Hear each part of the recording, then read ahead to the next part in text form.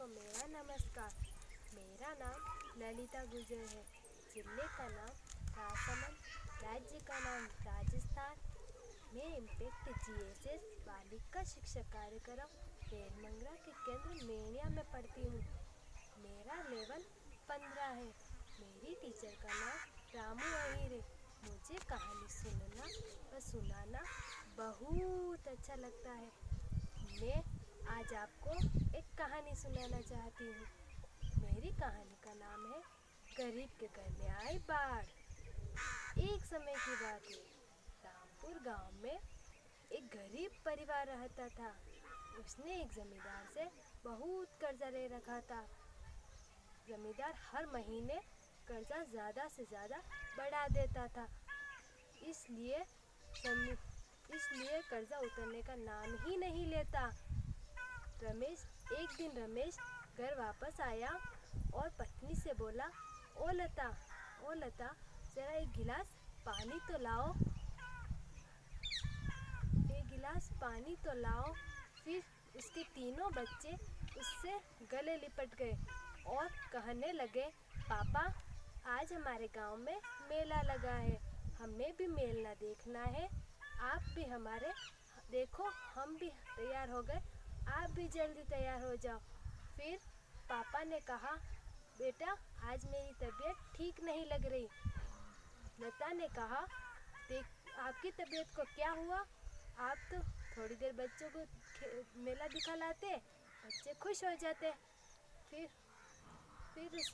रमेश ने कहा कि लता, तुम तो समझा करो, तुम्हें तो सब कुछ पता है ना। फिर लता ने कहा, हाँ, मैं समझ गई। फिर लता ने बच्चों को कहा, चलो बच्चों, आज मैं तुम सबके लिए कुछ अच्छा खाने को बनाती हूँ। फिर बच्चों ने कहा, हाँ माँ, हमें भी भूख लगी है। फिर माँ ने खाने में दाल चावल बनाया। फिर बच्चों ने कहा, माँ, आप तो हमेशा दाल चावल ही बनाती है। फिर माँ ने कहा, बेटा, मैं तुम्हें कैसे समझाऊं कि हमारे पास इतने पैसे नहीं है कि हम अच्छा खाना खा सके। फिर रमेश ने कहा कि बेटा, हमारे पास इतने पैसे नहीं है कि हम अच्छा खाना खा सके और कहीं घूमने जा सके। फिर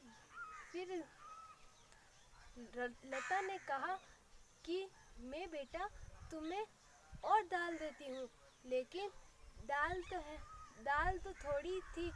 फिर लता और बच्चों के लिए दाल लाई और दाल दी। बच्चों ने खाना खाया। फिर बच्चे फिर सो गए। फिर एक दिन रात को इतनी जोर से बरसात। अगले दिन रमेश बेल लेकर अपने खेत पर पहुंचा। फिर हल जोतने लगा। जैसे ही हल जोतने लगा, धूप के कारण बैल नीचे जमीन पर गिर गया और मर गया। रमेश रोने लगा। रमेश ने कहा, मेरे बैल को क्या हुआ? फिर रोते रोते घर गया, अपनी पत्नी को सब कुछ बताया।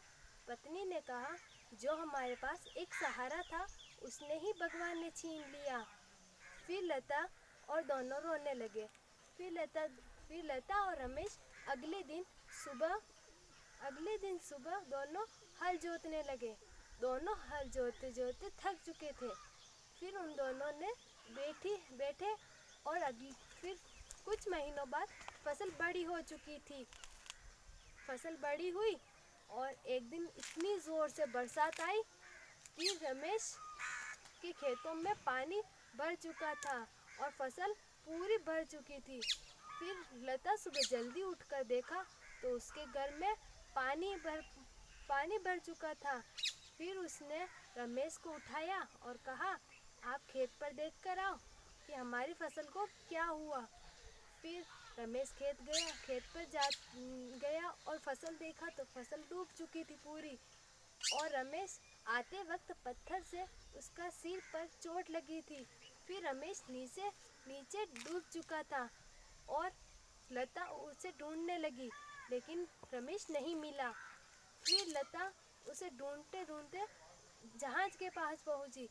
एक जहाज पर एक आदमी बोल रहा था, मैं आप सबकी रक्षा करने आया हूँ। आपने आपके लिए सरकार ने एक नाव भेजी है जिससे आप सबको बचा सकते हैं हम। फिर लता उनके तीनों बच्चे उस नाव में बैठे और फिर उसमें बैठते ही उसको रमेश ने देखा। रमेश ने देखा और रमेश और तीनों बच्चे उसे गले लिपट गए। और फिर उन बच्चों ने कहा कि पापा आप इतनी देर कहाँ थे, और हम और माँ हम तीनों ढूंढ रहे थे। लेकिन बच्चे रोने लगे। फिर रमेश ने उसे गले लिपट कर फिर धन्यवाद।